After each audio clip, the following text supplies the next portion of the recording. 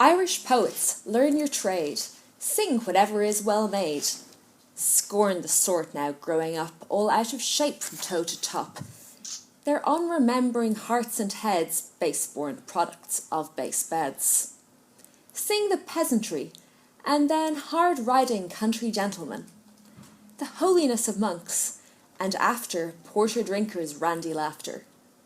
Sing the lords and ladies gay that were beaten into the clay through 7 heroic centuries. Cast your mind on other days, that we in coming days may be still the indomitable Irishry.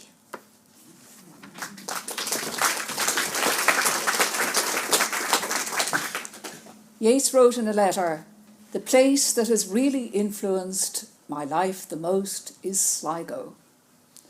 The first time I visited the west coast of Ireland, I went south to north in my board-vaulted car.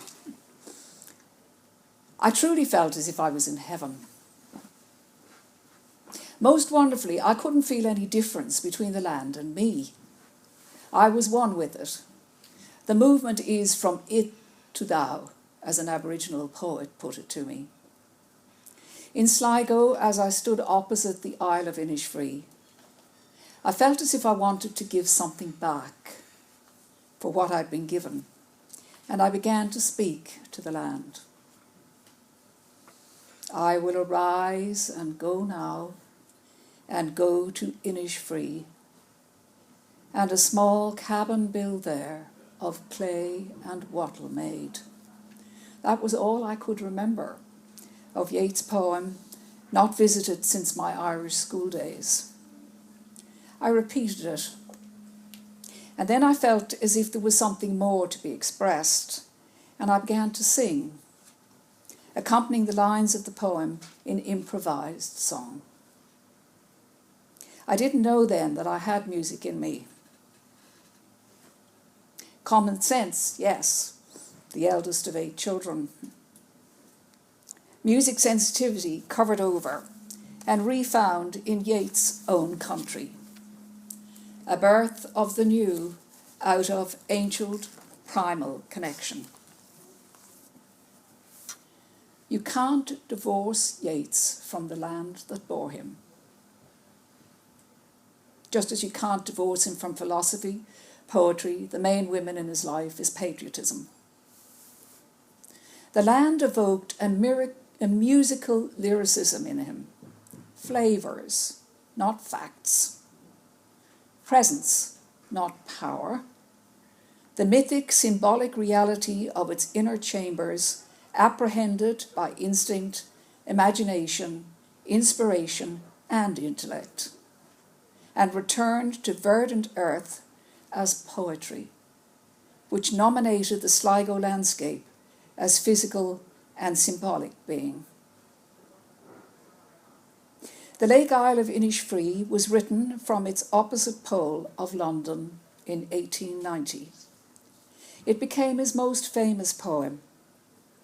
On his USA tour to earn money to pay for a roof for Thuir Ballylee, Norman Tower, he always recited it first. We offer it as a finale for his 150th birthday.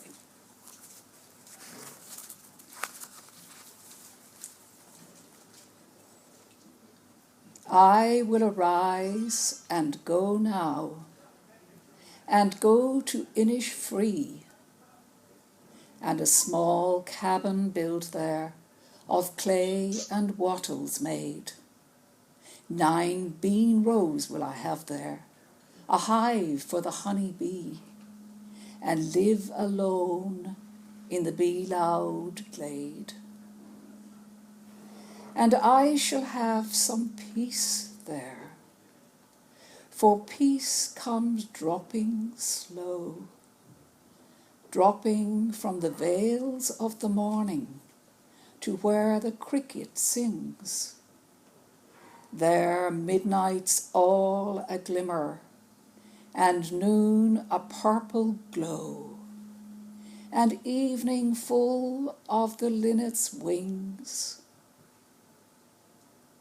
I will arise and go now, for always night and day I hear lake water lapping with low sounds by the shore. While I stand on the roadway or on the pavement's grey, I hear it in the deep heart's core. Thank you.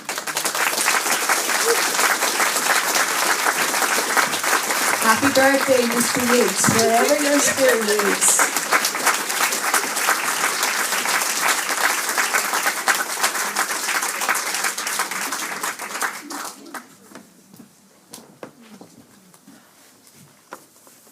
Claire, thank you so much for guiding us through, giving us a potted history of Yeats, and also allowing us to understand the various themes and poetry, not only in his life, but in his works as well.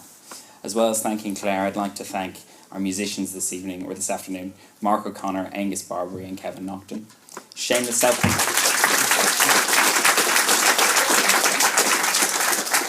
Shameless promotion for them. They have a CD, you can buy it on the way out. I'd like to thank my wife, Eleanor, not only for being my wife, but also for being the person who chose the majority of the poems in the order, and who essentially pulled through the idea that I had one evening that I should do something for Yeats' birthday and turned it into today's event. So thank you, Eleanor. I'd like to thank the State Library of New South Wales for providing the room and the promotion that means that you all heard about this event. So thank you very much to them. And finally, just a little bit of shameless promotion for Ireland. So one of the things I'd like you to go away from today is to, if you haven't got a Yeats book, to go and buy one.